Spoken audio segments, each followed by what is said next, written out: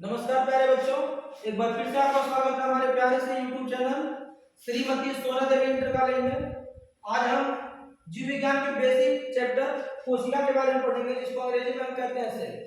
तो आइए हम समझते हैं कि कोशिका क्या होती है, क्योंकि जब तक हमें कोशिका नहीं समझ में आएगी, बायो के किसी भी पार्ट को हम पढ़े, अपनी किडनी को पढ़े, लीवर को पढ़े, अमाशय को पढ़े, श्वसन तंत्र को पढ़े, तो सारे अंग में कोशिकाएं हैं। जब तक हमको कोशिका नहीं समझ में आएगी कोशिका क्या है, तब तक हम जीव विज्ञान नहीं समझ सकते। जिस प्रकार आपने केमिस्ट्री में पढ़ा था, जिस प्रकार आपने केमिस्ट्री में एटम को पढ़ा था, उसी प्रकार हमको जीव विज्ञान में कोशिका को पढ़ना है। यहाँ पे फिगर आप कोशिका का देख रहे हैं, ये प्लांट सेल का फिगर है। किसका फिगर है? प्लांट सेल का। तो खैर प्लांट सेल क्या होता है, एनिमल सेल क्या होता है, इसको हम बाद में डिस्कस करेंगे। फिलहाल अभी हम यहाँ देख लेते हैं कि कोशिका क्या होती है, सेल क्या होता है। सेल का पूरा जो बेसिक चीज है पहले वो क्लियर कर लेते हैं, उसके बाद हम प्लांट सेल और एनिमल सेल में डिफरेंस पढ़ेंगे। तो आइए समझते हैं सेल क्या है। सेल जो होता है, सेल को हिंदी में कहते हैं कोशिका। क्या कहते हैं? कोशिका। जैसा कि हमने यहाँ पे लिखा हुआ है, कोशिका जीवन की सबसे छोटी इकाई होती है। जीवन की सबसे छोटी इकाई, सबसे छोटी इकाई, या फिर ये भी कह सकते हैं कि शरीर की सबसे छोटी इकाई जो है वो सेल है या कि कोशिका है। अब यहाँ पे थोड़ा सा कंफ्यूजन क्रिएट होता है, लोग समझ लेते हैं कि कोशिका शरीर का सबसे छोटा अंग है। ऐसा कुछ नहीं है।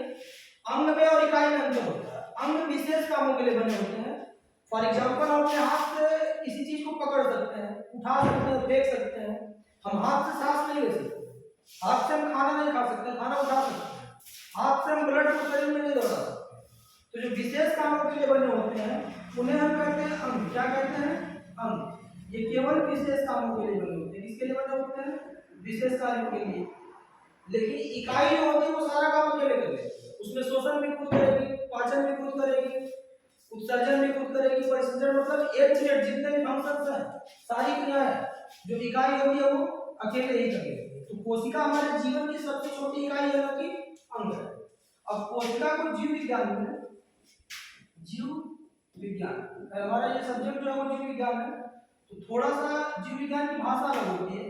जैसे अंग्रेजी में हमने सेल कहा, हिंदी में कोशिका कहा, लेकिन जीव विज्ञान की भाषा में कोशिका नहीं कहते हैं। जीव विज्ञान की भाषा में कोशिका को कहा जाता है साइटो। क्या कहा जाता है? साइटो। साइटो मीन्स होता है कोशिका। और कोशिका का जो अध्ययन करते हैं उसको हम कहते हैं कोशिका विज्ञान। क्या कहते हैं? कोशिका विज्ञान। और कोशिका विज्ञान की जो अंग्रेजी होती है उसको हम कहते हैं साइटोलॉजी। क्या कहते हैं? साइटोलॉजी। यानी जीव विज्ञान की वह शाखा जिसके अंदर कोशिका का अध्ययन हो, उसे क्या कहते हैं? साइटोलॉजी। ठीक इसी प्रकार जैसे ब्लड को हेमो कहते हैं तो हेमटोलॉजी हो जाता है, सेरो कहते हैं सेरोलॉजी हो जाता है, हृदय को कार्डियो कहा जाता है तो कार्डियोलॉजी हो जाता है। उसी प्रकार कोशिका को जीव विज्ञान में साइटो कहते हैं और इसके अध्ययन को क्या कहते हैं बच्चों? साइटोलॉजी। इतना आपने देखा।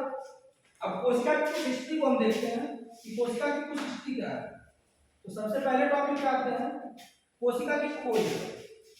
खोज किसने करी, कैसे करी और कब करी?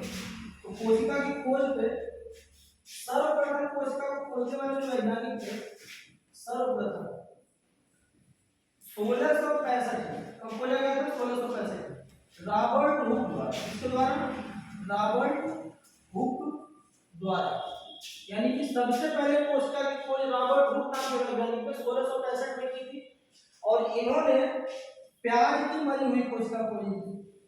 प्याज की मृत कोशिका। कैसी कोशिका? मृत कोशिका। तो आप लोग को ये क्लियर हो गया कि कोशिका की खोज सर्वप्रथम रॉबर्ट हुक नाम के वैज्ञानिक ने 1665 में की थी। और इन्होंने कोशिका जहां से खोजी थी, जिसकी कोशिका खोजी वो कोशिका किसकी थी? प्याज की थी। और मृत कोशिका यानी कि मरी हुई कोशिका थी। तो सवाल यह है कि जिंदा कोशिका सबसे पहले किसने खोजा, वो भी देखना पड़ेगा। तो वैज्ञानिक थे जिनका नाम था एंटोनी वान, एंटोनी वान ल्यूवेनहाक, एंटोनी वान ल्यूवेनहाक। ये जीवित कोशिका खोजने वाले पहले प्राणी हैं, पहले वैज्ञानिक हैं। प्राणी तो नहीं, पूरा खानदान लग रहा है हमको, इतने में हम 3-4 लोगों का नाम रख रहे हैं। एंटोनी वान ल्यूवेनहाक, कितना लंबा रखने की जरूरत थी, खैर मजबूरी है, याद करना पड़ेगा। अपने आप बहुत सारे लोग हैं, जैसे हमारे मिसाइल मैन कलाम साहब है, उनका भी नाम काफी लंबा चौड़ा है, तो वहां लोगों के नाम ही होते हैं टेढ़े मेढ़े। हमारी मजबूरी है याद करना। तो आप लोगों ने ये चीज देख लिया कि सर्वप्रथम कोशिका को 1665 में रॉबर्ट हुक द्वारा खोजा गया। इन्होंने प्याज की मरी हुई कोशिका खोजी थी। जिंदा कोशिका सबसे पहले एंटोनिवा न्यूमैन हार्ट ने खोजा था। अब कोशिका के साइज पे आते हैं कि बड़ी कोशिका कौन होती है, छोटी कोशिका कौन होती है, उसको हम देख लेते हैं।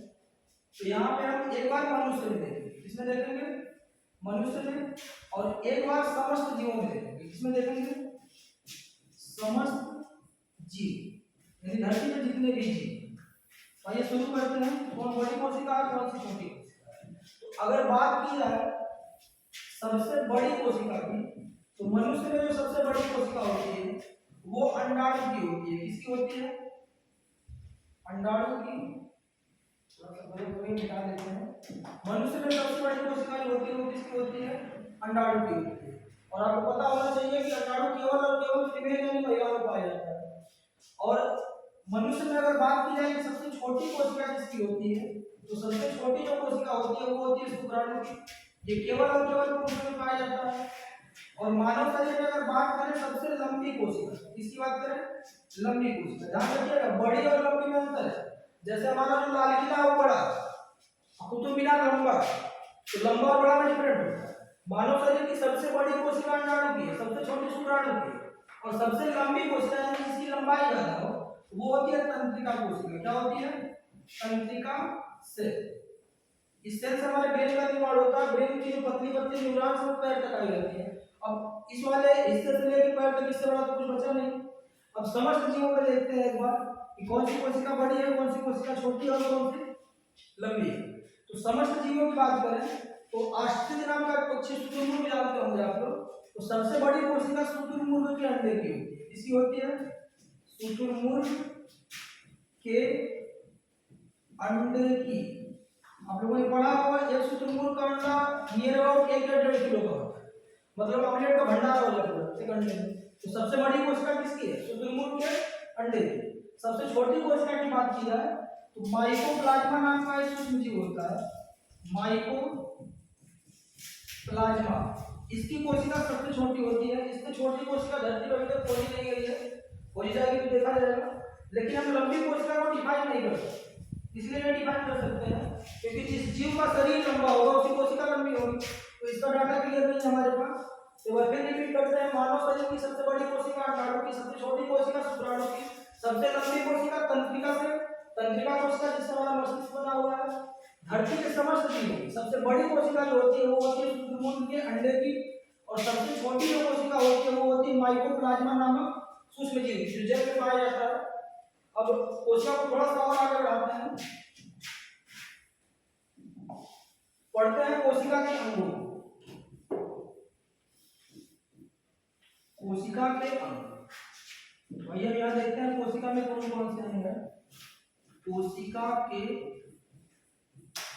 अंग, कोशिका का जो सबसे पहला अंग है उसको कहा जाता है कोशिका झिल्ली। क्या कहा जाता है, कोशिका झिल्ली। इसको हम प्लाज्मा झिल्ली भी कहते हैं, प्लाज्मा मेम्ब्रेन भी कहते हैं। अगर बेटर समझना हो तो हिंदी से समझ में आएगा, प्यारी भाषा। यहाँ पे आप लोगों को झिल्ली दिखाई दे रहा है, झिल्ली शब्द लिखा हुआ है। कोशिका को समझा चुके हैं। झिल्ली को अगर थोड़ा सा बिगाड़ा जाए इस भाषा को तो झिल्ली को हम पन्नी लिख सकते हैं। क्या लिख सकते हैं, पन्नी। भोजपुरी वाले अच्छा नहीं कर पाएंगे। पन्नी का मतलब हिंदी वालों के लिए पॉलीथीन होता है। क्या होता है, पॉलीथीन। तो पॉलीथीन का काम क्या होता है, चीजों को अपने अंदर समेट करके रखना। तो वही बिल्कुल काम यहाँ पे है कोशिका झिल्ली का। कोशिका के जितने भी अंग होते हैं, 13 या 14 पार्ट होते हैं, उसे उस पार्ट में देख लेंगे हम लोग। लेकिन जितने भी पार्ट हैं वो सारे के सारे पार्ट कहाँ रहेंगे, कोशिका झिल्ली के अंदर रहेंगे। मतलब कोशिका झिल्ली वह संरचना है जिसके अंदर कोशिका के सभी अंग उपस्थित रहते हैं। और कोशिका झिल्ली का जो निर्माण होता है, इसका निर्माण होता है प्रोटीन से। किससे होता है, प्रोटीन से। अब कोशिका झिल्ली हम लोगों ने समझ लिया। इसके दूसरे पार्ट पे आते हैं। कोशिका का दूसरा जो अंग है उसको हम कहते हैं कोशिका भित्ति। क्या कहते हैं, कोशिका भित्ति। कोशिका भित्ति जिसको अंग्रेजी में सेल वॉल कहते हैं। और एक चीज ध्यान देने की बात यह है कि ये केवल और केवल प्लांट में पाया जाता है। प्लांट यानी कि पादप। पादप का मतलब पेड़ पौधे, यानी पेड़ पौधों की जो कोशिका होगी केवल उसी में मिलेगा कोशिका भित्ति। अदरवाइज एनिमल्स में नहीं मिलेगा। अब कोशिका भित्ति होता क्या है? कल्पना करिए कि आप दुकान पे गए और एक पॉलिथीन में आपने छोटा छोटा सामान खरीदा। कैसा सामान खरीदा? छोटा सा, इतना बड़ा। दुकानदार आपको एक पॉलिथीन में करके दे देगा, फटने का कोई खतरा नहीं है। लेकिन अगर आपने बड़ा सामान खरीद लिया, छोटे सामान की तरह आपने नहीं लिया, बड़ा सामान इतना बड़ा, तो अब पॉलिथीन में फटने लगा, तो दुकानदार इसी पॉलिथीन की लेयर में क्या कर देगा? डबल कर देगा। अब सोच के बताइए कि जो दूसरी वाली लेयर है, ये सामान रखी है अपने अंदर? नहीं, बिल्कुल नहीं। सामान तो हमारा पहली लेयर में है। दूसरी लेयर का जो काम है वो पहली लेयर को सुरक्षा देगा। तो उसी प्रकार कोशिका भित्ति जो होती है, इसका कार्य होता है कोशिका झिल्ली को सुरक्षा देना। क्या करना? कोशिका झिल्ली की सुरक्षा, झिल्ली की सुरक्षा। अब पादप में कोशिका झिल्ली की जरूरत क्यों पड़ी? जमीन में पादप का आकार बड़ा, पेड़ बड़े होते हैं, तो कोशिका बड़ी होगी, उसके अंग बड़े होंगे, बड़े होंगे तो कोशिका झिल्ली फटने का डर। फटने के डर से प्रकृति ने उसके बाहर क्या बना रखा है? कोशिका भित्ति। कोशिका भित्ति का जो निर्माण होता है, इसका निर्माण होता है सेल्यूलोज से। किससे होता है? सेल्यूलोज। सेल्यूलोज जो कि एक प्रकार का शर्करा है। क्या है? शर्करा। शर्करा हिंदी वर्ड है, इसको अंग्रेजी में आप लोग जानते होंगे कार्बोहाइड्रेट। किस नाम से? कार्बोहाइड्रेट। तो कोशिका भित्ति का जो निर्माण होता है वो किससे होता है? शर्करा। एक प्रकार का शर्करा है सेल्यूलोज, किससे होता है? सेल्यूलोज को हम कार्बोहाइड्रेट या शर्करा दोनों कह सकते हैं। तो इस प्रकार आपने कोशिका झिल्ली और कोशिका भित्ति देख लिया। अब इसके बाद हम इसके तीसरे और आज के लास्ट टॉपिक पे आते हैं, क्योंकि कोशिका एक लंबा चैप्टर है, इंपॉर्टेंट चैप्टर है, एक शॉट में इसका वीडियो बनाया नहीं जा सकता। तो तीसरा और लास्ट पार्ट इसका देखते हैं। इसका तीसरा पार्ट जो है काफी इंपॉर्टेंट है, ध्यान से देखिएगा। उसको कहते हैं माइटोकॉन्ड्रिया। क्या कहते हैं? माइटोकॉन्ड्रिया। माइटोकॉन्ड्रिया इंग्लिश वर्ड है। देखिए ये बायो में 80% शब्द जो है ना वो इंग्लिश में ही है। ये हमारी मजबूरी है, इसमें इंग्लिश में देखना पड़ेगा, लेकिन साथ साथ हम आपको हिंदी बताते चलेंगे। माइटोकॉन्ड्रिया की जो हिंदी होती है वो होती है सूत्रकणिका। क्या होती है? सूत्रकणिका। अब इसके खोजकर्ता कौन है उनको देखिए। तो इसके जो खोजकर्ता है माइटोकॉन्ड्रिया के, उनका नाम है अल्टमैन। क्या नाम है? अल्टमैन। कहीं कहीं इनका नाम अल्टमान लिखा होता है। क्या लिखा होता है? अल्टमान। ऐसे करके इंग्लिश भाषा है, विदेशी लोग अंग्रेजी बिना पेनी का लोटा कुछ भी हो जाएगा। तो अगर हमको उससे मतलब नहीं है, अल्टमान भी पढ़ सकते हैं और अल्टमैन भी पढ़ सकते हैं। तो माइटोकॉन्ड्रिया को हिंदी में कहा जाता है सूत्रकणिका। इसके खोज करता है अल्टमैन या अल्टमान, दोनों उसी का नाम है। अब आइए इसका फंक्शन समझते हैं। क्या होता है? तो इसका कार्य होता है ऊर्जा का निर्माण। क्या करना? ऊर्जा का निर्माण करना। तो इसका काम है ऊर्जा का निर्माण करना। इसीलिए इसका जो दूसरा नाम होता है, दूसरा नाम वो होता है पावर हाउस। क्या होता है? Power house. जैसे ऊर्जा के लिए ऊर्जा का निर्माण यही होता है। अब देखते हैं ऊर्जा का निर्माण कैसे होता है। तो जब हम सांस लेते हैं तो बेसिक तो ये पढ़ाया जाता है छोटे क्लास में कि ऑक्सीजन लेते हैं, ऐसा कुछ नहीं होता। सांस लेते समय जब हमारे अंदर हवा आ रही है तो उस समय हम 78.9% लेते हैं नाइट्रोजन गैस को, 21% हम लेते हैं ऑक्सीजन गैस को, और 0.03% हम लेते हैं CO2। सारी गैस हमारे अंदर जाती है। नाक पे उनको फिल्टर थोड़ी लगा छान के ऑक्सीजन जाएगा वो क्या ढकेल देंगे। तो सारी गैस हमारे अंदर गई, लेकिन हमारा लंग्स होशियार है, वो करेगा क्या? जैसे ही हम सांस को बाहर छोड़ते हैं तो नाइट्रोजन का यूज तो हमारे शरीर में है नहीं, तो पूरा उलाट के फेंक देगा बाहर, जाओ भैया कोई काम नहीं। तो सांस छोड़ते समय 78.9% नाइट्रोजन को हम निकाल देते हैं बाहर। अब ऑक्सीजन की हमको जरूरत है, तो पूरा 21% हम नहीं रोक सकते, हमारी इतनी औकात नहीं है। तो इसमें से केवल 4% लेंगे, तो 21 में से 4 जाएगा, हमारे पास बचेगा 17%। यानी हम 17% ऑक्सीजन को भी कहाँ निकाल सकते हैं? बाहर। अब 0.03% CO2 लिया गया। बात ध्यान से सुनिएगा, लिया गया था 0.03%, लेकिन जब सांस छोड़ते हैं तो 4% CO2 निकलता है। कितना निकलता है? 4%। जितना आया था नाइट्रोजन उतना गया। ऑक्सीजन 21%, 4% रुका, 17% गया। लेकिन सवाल यह है कि आया था 0.03%, 1% से कम, 2% से कम, अब छोड़ कितना रहे हैं? 4%। तो ये 4% बढ़ा था, उसको देखते हैं। माइटोकॉन्ड्रिया की संरचना कुछ इस प्रकार से होती है। उसके अंदर ऐसे दीवारें होती है। बाहर वाली दीवार को हम कहते हैं बाहरी भित्ति। क्या कहते हैं? बाहरी भित्ति, और अंदर वाली जो दीवार होती है इसको हम कहते हैं क्रिस्टी। क्या कहते हैं? क्रिस्टी, मतलब आंतरिक भित्ति असली होते हैं, आसान हो गया। तो जब सांस ले रहे थे तो 21 में से 4% ऑक्सीजन जो है ब्लड जो है हमारे शरीर का खून जो होता है वो ले करके शरीर के हर माइटोकॉन्ड्रिया तक पहुंचा देता है। अब जैसे इस माइटोकॉन्ड्रिया को ऑक्सीजन मिला, इसमें एक चक्र चलना शुरू होता है, जिस चक्र का नाम है क्रेब्स चक्र। क्या नाम है? क्रेब्स चक्र। इस चक्र की खोज इन्होंने की थी, उनका नाम एक है, उन्हीं के नाम पर रख दिया गया क्रेब्स। क्रेब्स चक्र चलने के फलस्वरूप हमारे शरीर में बनता है एटीपी। क्या बनता है? एटीपी।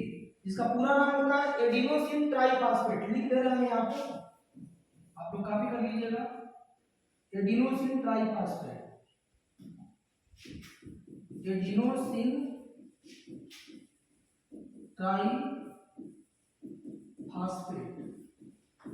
हुआ क्या? पहले ऑक्सीजन आया माइटोकॉन्ड्रिया तक, उसमें एक चक्र चला जिसका नाम है क्रेब्स चक्र, उसके फलस्वरूप बना एटीपी। अब माइटोकॉन्ड्रिया एक एटीपी बनाएगी, दो बनाएगी, तीन बनाएगी, बनाते बनाते जब ये 38 एटीपी बना देगी। कितना एटीपी? 38 एटीपी। तो 38 एटीपी मिलकर के बना देते हैं एक ग्लूकोज। क्या बना देते हैं? एक ग्लूकोज। और इसी ग्लूकोज से हमको क्या मिलती है? ऊर्जा मिलती है। क्या मिलती है? ऊर्जा। तो इस प्रकार आपने देखा माइटोकॉन्ड्रिया हमारे कोशिका का तीसरा पार्ट, जिसको हिंदी में कहते हैं सूक्ष्म कणिका कोशिका। इसके नाम अल्टमैन या अल्टमान। इसका कार्य होता है शरीर में, सॉरी कोशिका में ऊर्जा का निर्माण करना, इसीलिए इसका दूसरा नाम रखा गया पावर हाउस। अब ये ऊर्जा का निर्माण करता कहां से है? सांस लेते समय जो हम सांस लिए थे उसके ऑक्सीजन के पार्ट का 4% पार्ट कहां चला आता है? माइटोकॉन्ड्रिया के पास। कौन लेके आता है? ब्लड। लेकिन ब्लड का पूरा पार्ट लेके नहीं आता, ब्लड में हमारे हीमोग्लोबिन होता है। हीमोग्लोबिन उस 4% को लेके कहां है? माइटोकॉन्ड्रिया के पास। इसमें एक चक्र चलेगा जिस चक्र का नाम क्या है? क्रेब्स चक्र। क्रेब्स चक्र के फलस्वरूप बनेगा एटीपी, एडिनोसिन ट्राइफॉस्फेट। 38 एटीपी बनने के बाद वो कन्वर्ट हो जाता है एक ग्लूकोज में, और इसी ग्लूकोज से हमें क्या मिलने लगती है? ऊर्जा मिलने लगती है। एक बात और ध्यान रखिएगा, माइटोकॉन्ड्रिया केवल ऊर्जा बनाती नहीं है, ये ऊर्जा संग्रहण भी करती है। क्या करती है? ऊर्जा संग्रहण। जैसे मान लीजिए आपको 4 रोटी खाने की आवश्यकता है, डेली 4 रोटी खाकर उड़ जाता है। अब किसी दिन मन लगा बढ़िया खाना बन गया, फेवरेट खाना, अब 4 प्लेट 14 चाप दिए, तो 10 रोटी की एनर्जी बाहर नहीं जाएगी, वो माइटोकॉन्ड्रिया स्टोर करके रखेगी। जब कभी संकट आ जाए, जैसे पिताजी घर से भगा दिए, जाके बगीचा में सुत रहे हैं आप लोग, तो 4 दिन बिना खाए मरेंगे नहीं। वो ऊर्जा जो स्टोर करके रखा हुआ था, माइटोकॉन्ड्रिया जो अपने अंदर ऊर्जा स्टोर करके रख दिया, उसी ऊर्जा से आपका काम चलाएगा। लेकिन जब ये भी खाली होने लगेगा तो ब्रेन को एक बार मैसेज दे देगा, बस भैया अब भीख मांगो, जब आप एक बार बोलो अब नहीं देख पाएंगे। तो इस प्रकार आज की वीडियो को यही समाप्त करते हैं। अगर वीडियो अच्छी लगे, इंटरेस्टेड लगे तो कमेंट जरूर करें कि सर अगला पार्ट दीजिए। जय हिंद, जय भारत।